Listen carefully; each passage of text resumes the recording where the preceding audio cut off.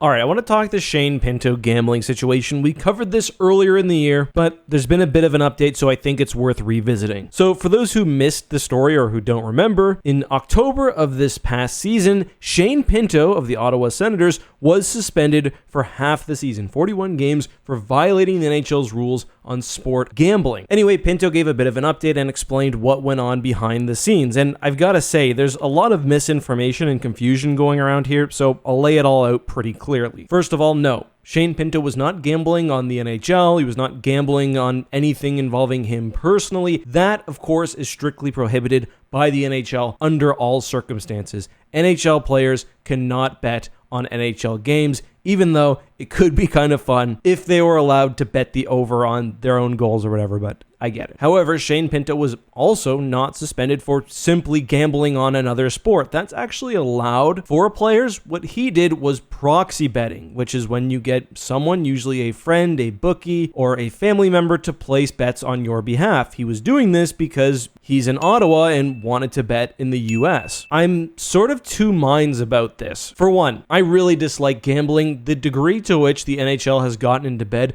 with these massive gambling companies in Canada and the United States, I find frankly disgusting. I personally have been asked to do gambling sponsorships so many times. The money is usually ludicrous, but I've turned them all down, and that's not to say that I'm moral. It's just to say that there's a ton of pressure on the sport right now. And honestly, I think the NHL is a little two-faced for essentially taking advantage of what is an addiction while also punishing a player who very clearly himself has some sort of gambling addiction. And this wasn't a situation akin to like the Jonte Porter NBA thing, where Porter was actually betting not only on the NBA but on himself, and it was affecting the game. You obviously need to crack down on that, and that's an expulsion thing. But on the other hand, I do understand the NHL wanting to protect the integrity of the game. And although in this case, yeah, what he did didn't affect his play or anything like that, technically you could have cases where a player is working through a third party to bet on the NHL, and that's where you can start to actually affect the outcome of games, which again, the NHL